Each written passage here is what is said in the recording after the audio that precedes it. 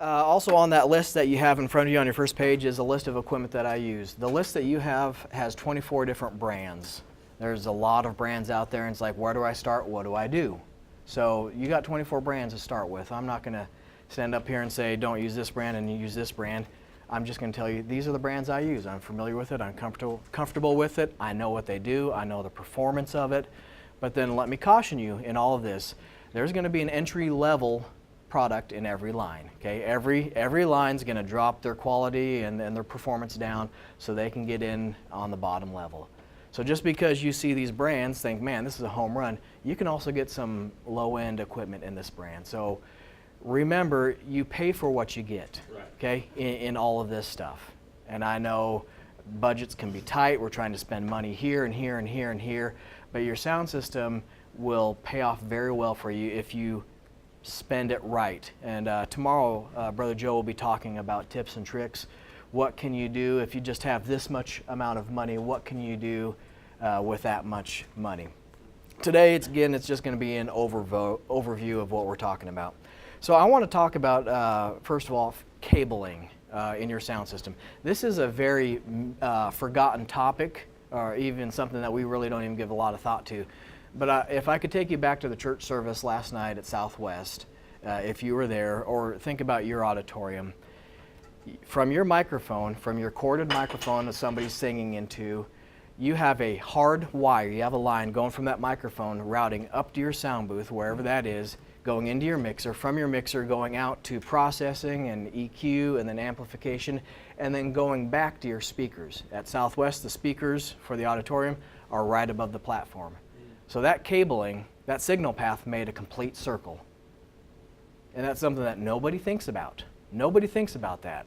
And it's something that we often overlook. So when you're working with your sound equipment, you want to buy good cabling. Good cabling won't fail when you need it. Bad cabling, when you need it, you can start to get cracks, pops. It can start to short out. If you short out your cabling, you can even take out some of your processing equipment or your mixing console. So when you think about cabling, don't go cheap. I know you can go onto Amazon and type in microphone cables and you can get 25 cables for $5. Man, that's a home run. Well, not necessarily, okay? Some brands that I use with cabling is Horizon, Whirlwind, Rapco, Belden, Westpin, Hosa, Musilux, Canari. Some of those names are on that list that I've given you. Take care of your cables as well. Your cables will take care of you. Remember, we're sending a low voltage signal through our cabling. So it doesn't take much to mess up that signal. So if we have a nick or if we have something that's wrong with our shielding, we can introduce RF interference into our cabling right off the bat. RF interference is radio frequencies, and that seems to be a hard thing to get rid of once you get in there. You don't know where it's coming from. So think about your cables, take care of your cables, make sure that people know how to take care of them. Don't run over them with vacuum cleaners. I wish I would have had an extension cord. Here's just a cable right here. It's wrapped up, it's tied up. Common thing people do is, you've seen them with extension cords, they go like this and like this and like this. After a period of time, if you keep going like this, you keep twisting your copper conductors inside, and before too long that extension cord will never lay flat on the ground. It will lay in a spiral. In a microphone cord, we have a minimum of 3 conductors. Some cords have 5 conductors. And you think about that. Every time we're twisting that copper, we're stretching it. Every time we stretch it, we're making it thinner. The thinner it is, the harder the audio is going to pass through, and eventually it's going to break and fail. Okay? We're going to have a fault, and it's never going to be in a time when we want it to fail. It's always going to be a time that it's going to fail when we don't want it to. 3 levels of audio that we have in our sound systems. We have mic level, line level, speaker level. Mic level is going to be minus 40 dB, as you see up on the screen, and that the only time you ever use mic level is from your corded microphones to your mixing console. At that point, your mixing console has a preamp, we'll talk about that in a few minutes, that steps that up to line level. So from your mixing console all the way to your amplifiers is going to be line level. So when you're thinking about cabling, some cabling and connectors are designed for mic level, some cabling and connectors are designed for line level, okay? So we've got to keep that in mind when we're looking at connections, what type of cabling to use. We don't want to use cabling that's designed for mic level or line level and use it for speaker level. Speaker level is going to have a lot more electricity flowing through. It's going to get hotter, so the conductors need to be bigger. So remember that. We got mic level, line level, speaker level. I know this is early in the morning. We're talking about stuff that, wow, where am I going to use this? Just remember that. We got mic, line, and speaker. Consumer and pro audio, there's two different levels within line level. One is -10 decibels, and then the pro audio is -4. The only difference is in pro audio, we're trying to get a little bit hotter of a signal. Hotter of a signal, it's harder for radio frequency interference. What Yes, size sir. wire do you suggest for speakers? 18 or Minimum 16 gauge. I go all the way up to 12 gauge. Okay? to run local? You can use 12. Mm-hmm. Yep. Number 12 THHN. The same wires that we put in the walls for our outlets, we can use for our speakers. You can use number 12 for speakers. Mm-hmm. I'm using it in this room right now. Really? Yeah. Yep. Sorry. The bigger the conductor, The the better more it sounds the more through. low frequencies it's going to handle. Now, do you use number 12 stranded or number 12 It solid? doesn't matter, stranded or solid. Stranded's going to be easier to pull and a lot more Right. flexible. Right. Solid, once you pull it, Yeah, it's going to it's kink. yeah. It's beautiful for permanent installs, but for portable applications where it's constantly Right. moving, you don't Right. want to ever use a solid conductor. You can use number 12. Yeah, I know. That's, Isn't that amazing? You're from Arkansas, aren't you? I'm an electrician Yeah. too. Oh, great. So That's you know what- what THHN I is? know exactly what THH is. That's why when you said number 12, I was going, Mm-hmm. This is a number 14 conductor in here. okay, Mhm. okay. One of the things that I like to do, and you guys can see it afterwards, I use extension cords for speaker lines, okay? I got some green, and then I got some red with a black tracer on it. So I just cut off the ends of the extension cords and I put on my own ends. It's a cheap way to make speaker cords. And extension cords are usually built pretty tough. Yeah. So we're high voltage is 60 hertz constantly. Right. We're sending multiple hertz Right. through. Same thing, It's not same really- principle. Yep. Huh. Let's keep on moving because I got a limited time. Sorry. Next connector, this is my favorite speaker connector. It's called the Speak-On. It's made by Neutrik. All of my speaker connectors that I use are Speak-Ons. Now, you may be familiar with the Quarterinch, and we'll touch on that in just a few moments. But this is a vastly superior mechanical connection to a Quarterinch speaker jack. This is designed to be only used with speakers.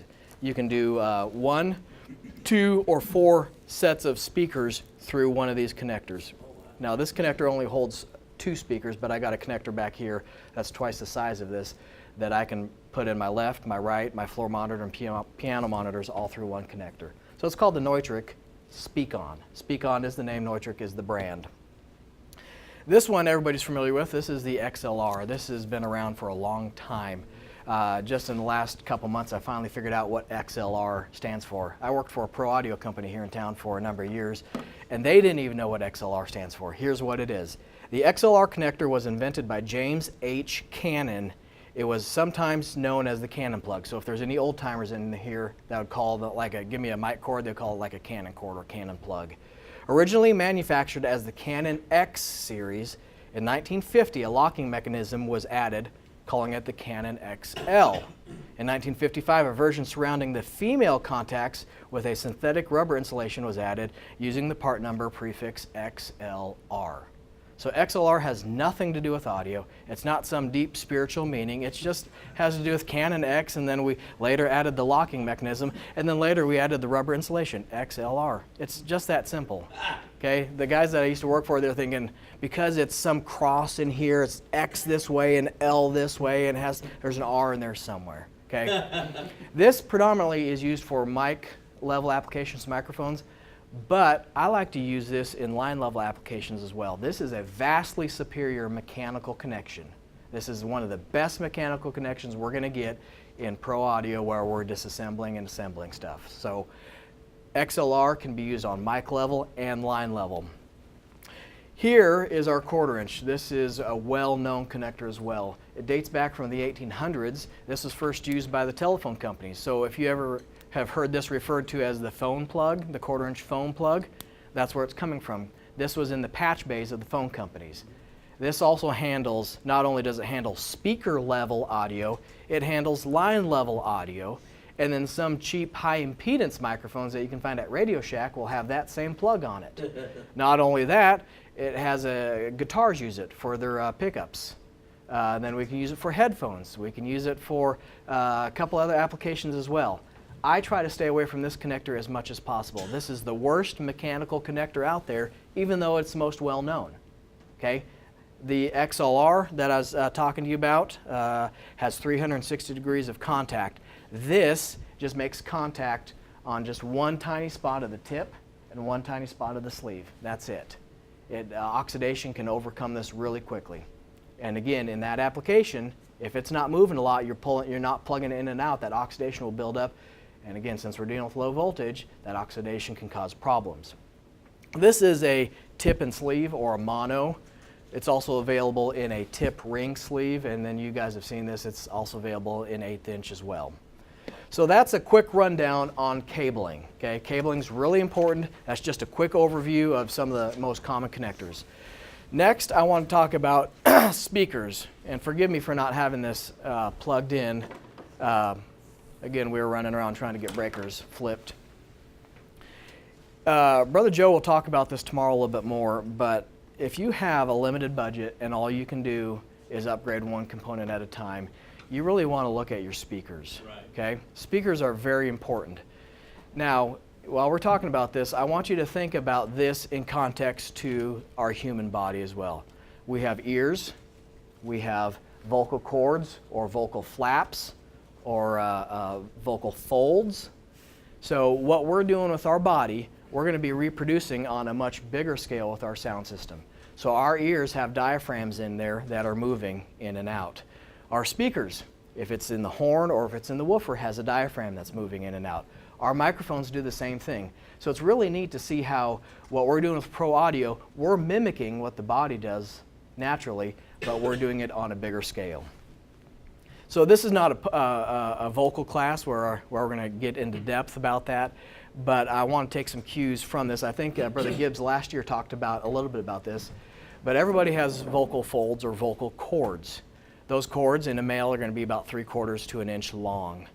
We can put the same cords or folds in each person, but everybody's going to still have a unique sound to it because of your sinus, because of your throat, because of your mouth shape and size. That's much like a speaker. We can put the same components in different boxes and we're going to get a different sound out of it. We can put the same boxes in same speaker boxes in different rooms and we're going to get a different sound out of it because of the natural acoustics of the room. So I want to spend a little bit more time this morning on discussing speakers, the mechanics of the speakers. One thing that we need to understand before we go any further is hertz or frequencies. Everything that we do in audio is going to be based off of hertz. Like we were talking about, AC is 60 hertz. European countries, it's 50 hertz. What we do here, we're going to be working with anything from 20 hertz to 20,000 hertz. A hertz is just a unit of measurements. Basically, it's cycles per second. Okay? It's how we hear, it's how we speak, it's how we reproduce sound-wise. So a cycle per second is literally your speaker or diaphragm from the rest position going out, going in, and then coming back to rest. That is 1 hertz or 1 cycle. So just like we say we're going 65 miles an hour, miles per hour is our unit of measurement. So in audio, hertz is our unit of measurement. Okay? So 1 hertz is speaker at rest or your diaphragm at rest, out, in, out. Okay? That's 1 hertz. So when we're talking about maybe concert pianos, they tune to A440 or concert instruments. That's 440 times a second that is vibrating. Middle C on the piano is going to be about 260, 261 hertz. It's hard to believe that something is vibrating 261 times a second. A female vocalist can get up into about 1200 hertz, 1200 cycles a second. A gifted human can hear up to 18, 19, and 20,000 hertz. Cats and dogs can go beyond that. Okay? So that's what we're talking about. Hertz is just a unit of measurement. Out, in, rest, 1 hertz. Okay? Does that make sense? Yep. Everybody understand? We'll talk about that more in frequency response. So when we're talking about speakers, we want to talk about the components of the speakers. We got the horns and the woofs. You may hear a term that's called like a 2-way, 3-way, 4-way cabinet, biamped. That could be another term. Woofer, horn. What are we talking about? This is a horn out of a speaker. Okay? This is what provides all of our high frequencies. So we were just talking about hertz. The higher the frequency is, the more we throw through the horn. The lower the frequency, the more we throw through the woofer. So let's correlate that into us singing. We got our head voice and we got our chest voice. We can only get so high pitch-wise in our chest, so we go to falsetto, or we go up to our head voice to extend our range. This extends the range out of your speaker system. This also is what has the ability to punch sound through a room to give you the clarity, to give you the fidelity, to give you the understanding. The horn is very important. So when you're talking about speakers, your horns are going to have ratings in degrees. They're going to be like 90 by 40, 60 by 40, 65 by 65. This is a 60 by 40 horn. What that means is we have a 60-degree wide angle and we have a 40-degree vertical angle. Okay? 60 wide, 40 tall. When we're designing systems for rooms, we want to make sure that every ear is within the pattern of a horn. If they're not within the pattern of the horn, we're going to start to sound pretty muffled. We're going to have the bottom, we're going to have the depth to it, but we're not going to have this clarity. This is the sizzle that we want. If we don't have the clarity, then it's muffled. So this is a horn. In these big cabinets on the stage here, the horn is a 90 wide, 40 tall. The cabinets up on the wall, those are going to be like a 90 by 40. The black ones on these sticks, those are 65 by 65. So the horn's very important. Equally important is going to be your woofer. Okay? So your woofer I made reference to being like your chest voice.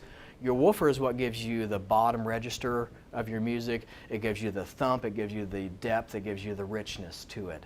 So having those two things work in tandem is quite a feat, but it sounds wonderful. Not only can we do that, we can do a three-way system. So I just described you a two-way system, which is a horn and a woof. Up on the stage is a three-way system. We've got a horn. Behind the horn is the middle woof, and then below is the bottom woof. So I don't know the best way to describe it. If we got your head voice, your chest voice, and your gut voice or your belly voice, I don't know if that's, Brother Gibbs, is that the correct term to say? Like the lower colon voice? Sounds good. I'll clarify it later. It's good enough, though. Okay, so we got the colon voice, chest voice, head, head voice. So that would be a three-way. You probably won't ever deal with a four-way system. I've never done it. Joe and I are going to do one hopefully this summer just to say we've done it. Simple as this. If you buy a box that already has the horn and woof into it, go that route with the crossovers already built into it, and we'll explain crossovers in just a few minutes. Those boxes on the stick or on the wall, those are a lot easier to get good sound out of. What we have on the stage, and we'll dissect more of this tomorrow, we'll do a little bit today.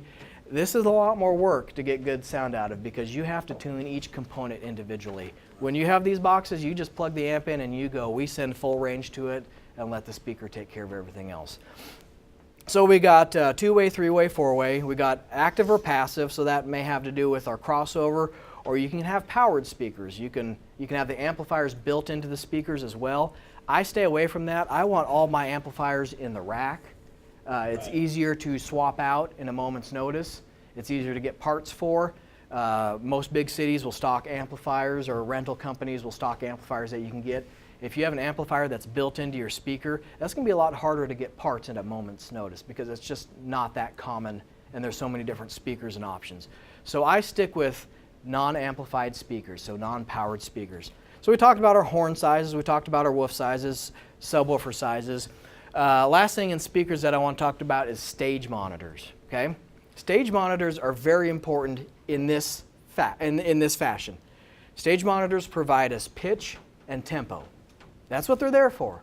They're not there for to sound wonderful and full and rich and just, man, that's good. They give us our pitch and our tempo. On a big stage, it's hard to believe this, but if your instruments are off to the side and they're projecting out into the room, you're not going to hear the instruments. So monitors are important, but then they can also be a really quick problem as well. Monitors are going to be the first spot that you ever get feedback because you got a speaker that's blaring right into your microphone. So what I do, I don't know if you guys, I don't think you said this, Brother Aaron, I'm the sound man at Southwest, okay? At Southwest, I'm going to err on the side of, I'm going to keep those monitors as quiet as possible because that's going to ensure me less chance of feedback, and then that's also going to help, I'm not going to hear the monitors out in the room. Now it's hard to believe, in that big auditorium, if those monitors are too loud, I'm going to hear them out in the room. But I'm not going to hear them like they hear them on the stage. I'm going to hear a very muffled sound because, again, the horns are pointing away from me. So if the monitors are too loud, they're coloring the sound out in the house, and then I have to compensate for that. So monitors are important if you need them, but just remember this, pitch and tempo is all we need out of them, okay? Pitch and tempo. The instruments, they may need monitors, and they're going to need to have tempo from you. So your instrumentalists are going to have a different monitor mix, or may need a different monitor mix than you have. Right. So monitors are important. I got 3 different examples of monitors up here that we can talk about afterwards, or we can talk about tomorrow. I will show you this. This is something that, again, Brother Joe and I have been working on. This is a box that we've made here, and this is the prototype. We have 2 of these. A lot of smaller churches want monitors. They could use them, but they're a lot of times too big. So this is a box that we've made. We have 2 of these, and we're going to do some more work with, that's a groundskeeper out there eating the candy. We're going to do some more work with these, but this could be the answer that we need for smaller churches, smaller stages. Still give you plenty of power. It's not going to give you the deep, rich low end, which you don't want, but it's going to give you the pitch, and it's going to give you the tempo. Okay? Can you ceiling mount them? What's that? Can they be ceiling mounted? Or Yeah, you could run a screw through it. Yeah. Hotspot, probably everybody's seen one of these. These are great for instrument monitors as well. They don't sound great, but they're just there. Okay?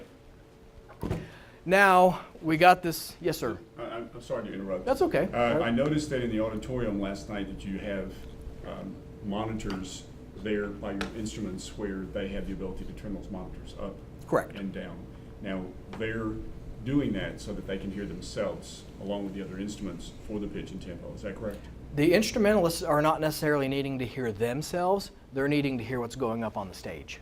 So the piano players are needing to hear the rhythm of the song leader. So the song leader and the piano players can be in rhythm. Mm-hmm. The piano players are needing to hear the organ because they're across from each other. Organs need to hear them. So it's not necessarily them needing to hear themselves. Yeah, or is that piece of equipment important for larger auditoriums? Yes. Yes. Yes. And that's powered. That And is so you powered. and so the person that's running that has the ability to turn that up and down. It's the same version as this. It's only a powered version. It's something that we're trying out. I like some of the features on it, but then there's some other things that have been giving us headaches because there's too much control for them. Mm-hmm. This is what they used to have, and this is just a simple pot on here, potentiometer. You turn it up if you need a little bit more volume, you turn it down. What that does is that gives the sound man a little breathing room where the instrumentalist isn't calling up constantly and saying, I need more of this, I need more of that. Does that answer your question? It does. Yes, sir, Brother Gibbs. Over the years, we've had a lot of difficulties with monitors and things like that. But generally, I ask for no voice in my monitor, and then the pianist or the instrumentalist would have only voice, so that there would be less chance for feedback. Correct. Correct. That's the way I prefer to do it. In a bigger room, if you're not as trained or as comfortable, some people like that safety net of, okay, I can hear myself in the monitor. I know my pitch because I can hear it. But I agree 100% with you. The less that's in the monitors, the better. So I'll give you a quick example, and this is just going to be brief. We'll play around more with this tomorrow if you come to the workshop.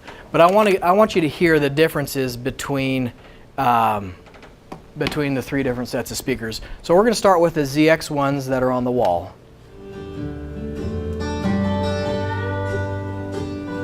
That's an 8-inch woofer in there. That's a, I think it's 90 by 40 horn. Not a bad sound for such a small box. Now we're going to go to the SX300s with the subs that are on the sticks.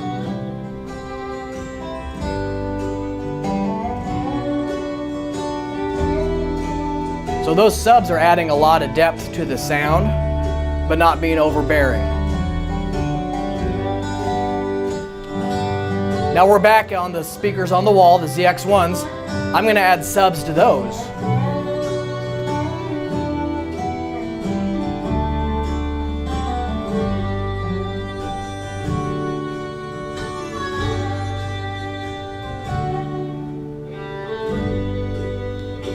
So we don't have big speakers here, and we're already filling this room effortlessly, and we're getting a decent sound out of it. So we're using very small speakers up on the walls, and then back behind the tables, there's these subwoofers that I'm adding to it right now. Now we'll switch and we'll go to the speakers on the stage.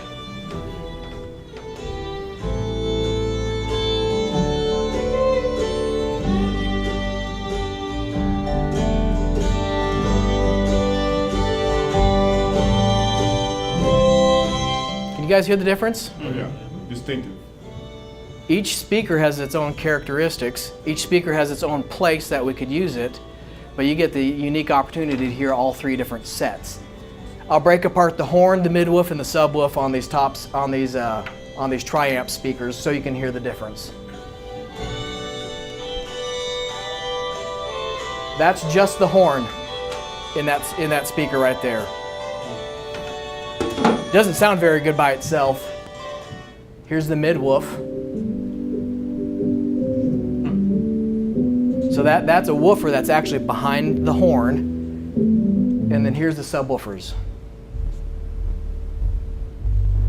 None of these components sound good by themselves, Right. but when they're balanced and EQ'd properly with each other, they sound very good. Right. This setup is a lot harder to get good sound out of because you got to understand it. And I'm finally getting to the point that I'm starting to understand it and be able to get some decent sounds out of it. It's much easier to go with that speaker or that speaker. So I'll bring on the midwoofs. There's the horns. So that's all three components. Do you guys understand that? Do you have I want to make sure. EQs EQs with each one of those sets there? Correct. You do? Correct. Yes. We'll talk more about that tomorrow in the workshop on the EQs. My question is, what kind of range do you get out? You said those were 90 to 40s.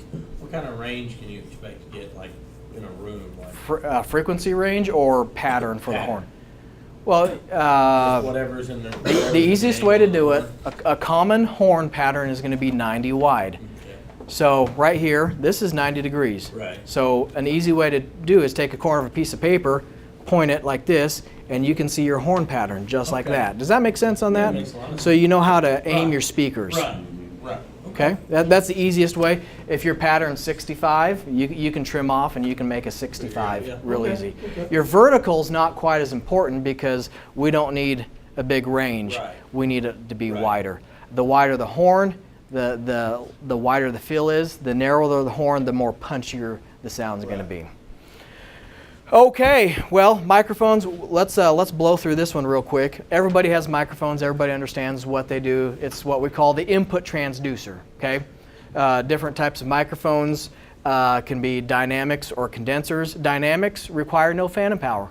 Condensers require phantom power. Phantom power is this console is sending 48 volts DC over the mic line to the microphone, then it's powering the preamp in the mic, and then it's sending AC, the alternating current, back on top of the DC. It's a fascinating setup, and whoever thought that up is a whiz. So dynamics are going to be cheaper, condensers are going to cost more money, but we're going to have a wider frequency response. We're going to get a better sound out of a condenser mic. Typically your smaller mics, your podium mics, your choir mics, those are going to be condenser mics, so they can get those elements smaller but still get the same frequency response. I brought the microphone out that I used last night on Phil Tomey's guitar. If you're in church last night, where I was sitting in the sound booth, really rich sound.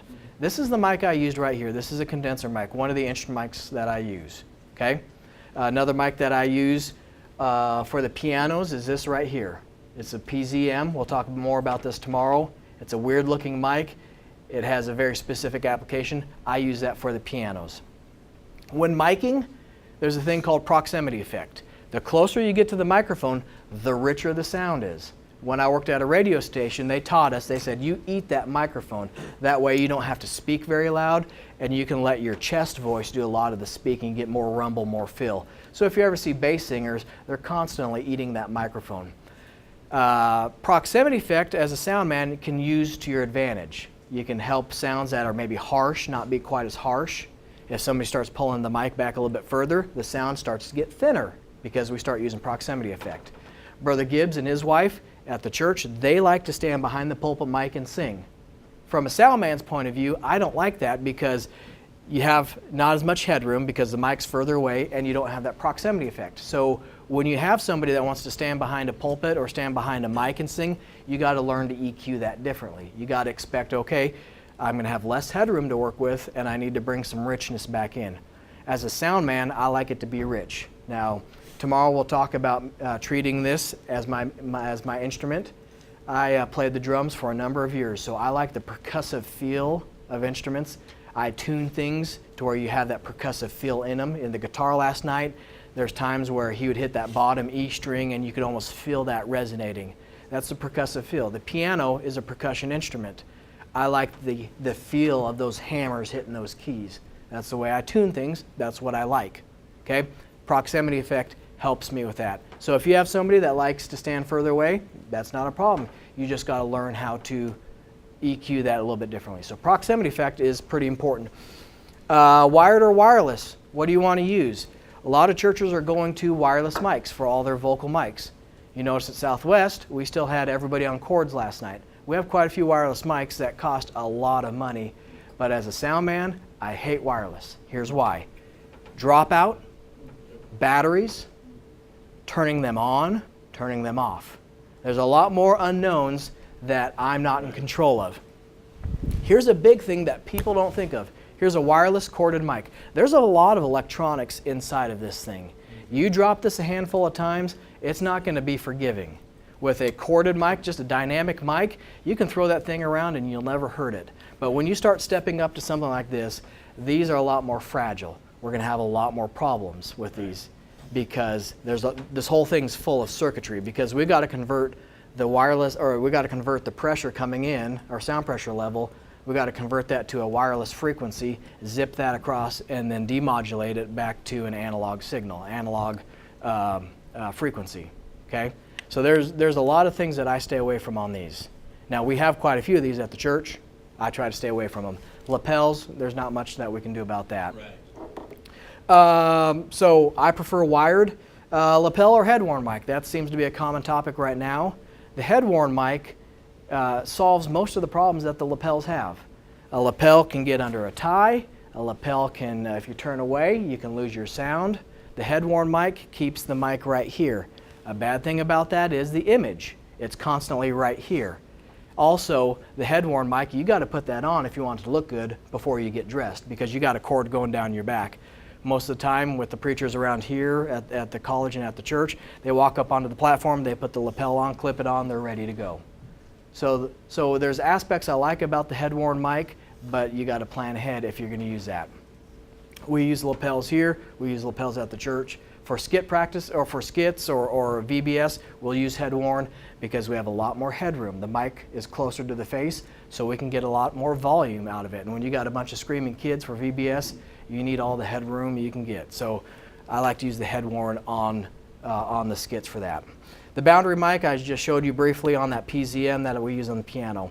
Real quickly, let's walk through the mixing console.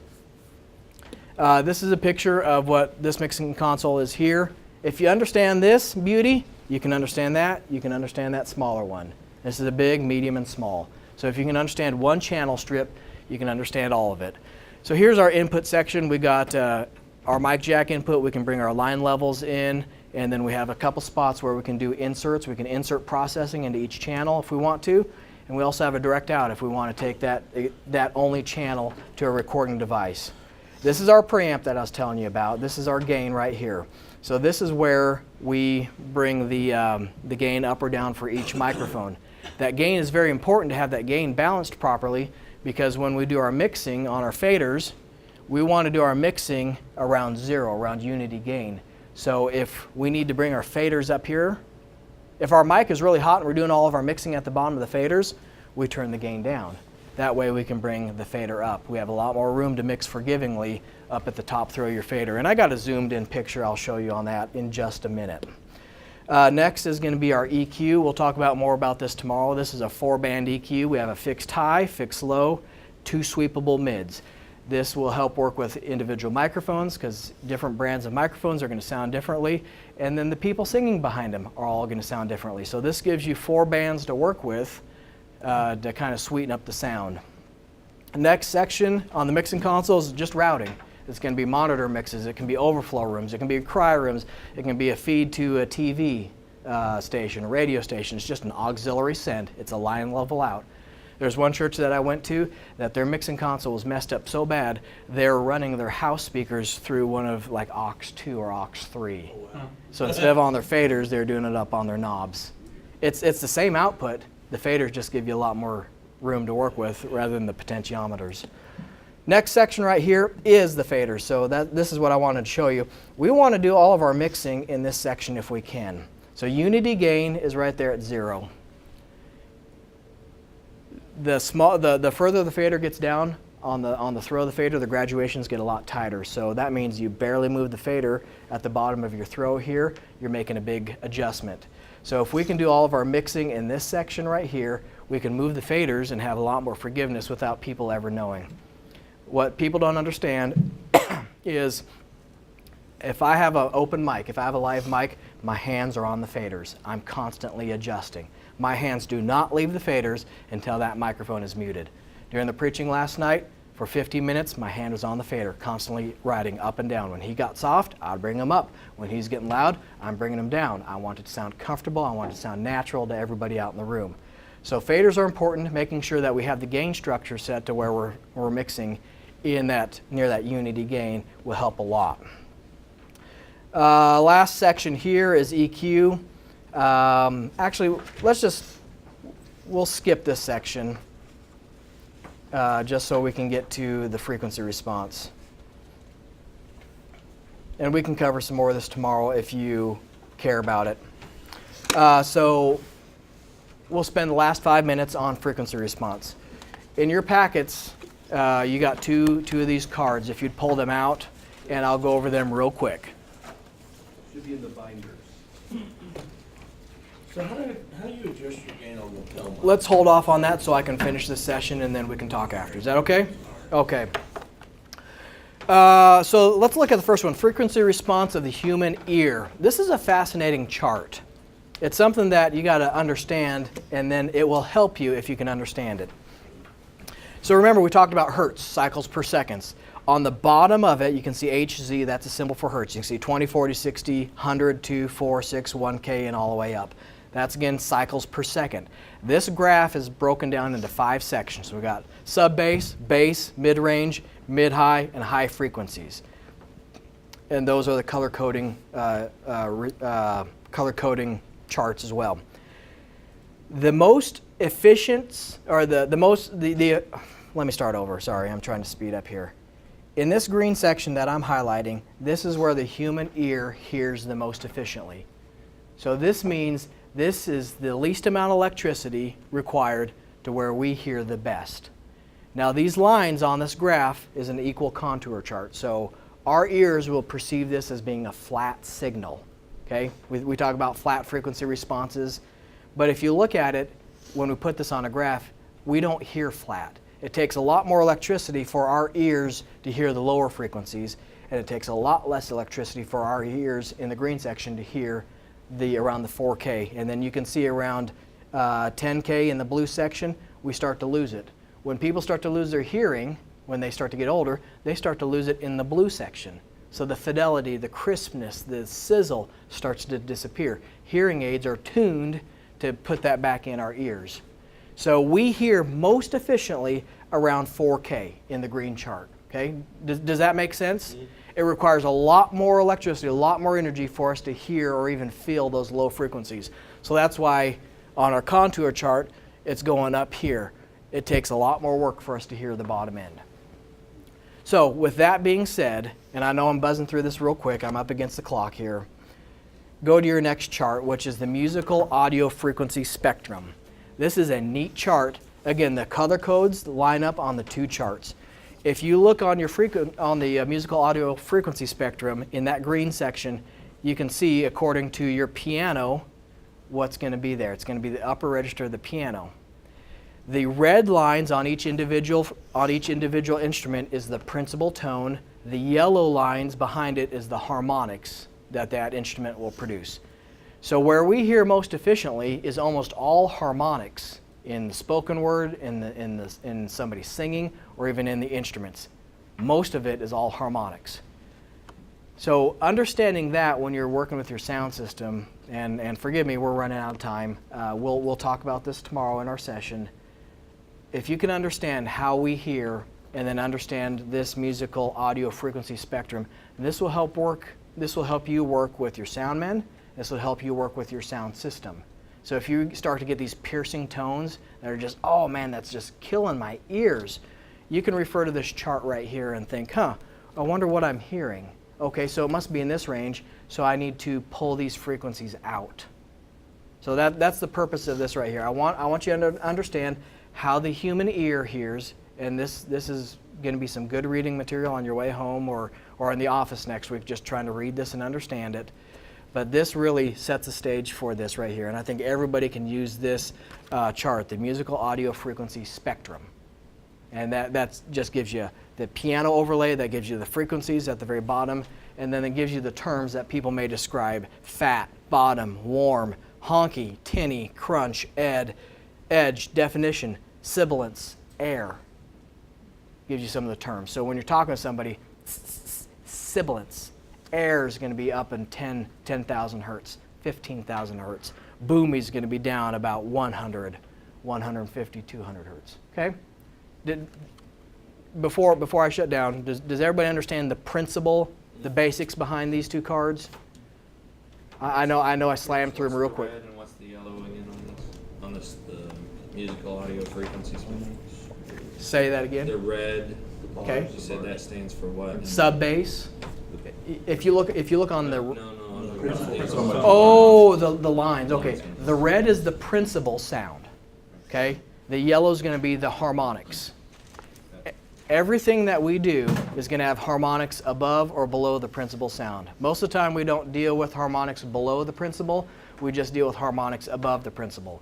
So let's say we have a problem around middle C, 261. That problem may not manifest itself at 261. It may manifest itself in the third or the fifth harmonic, which is going to be higher up, 2K, 4K range. Okay? That's where we start to get real deep. And I wanted to spend more time on this, but I took too much on some other times. So the yellow lines are the harmonics, the reds is the principal. And then the room can also affect what we hear of the harmonics, correct? Can you give me just another minute?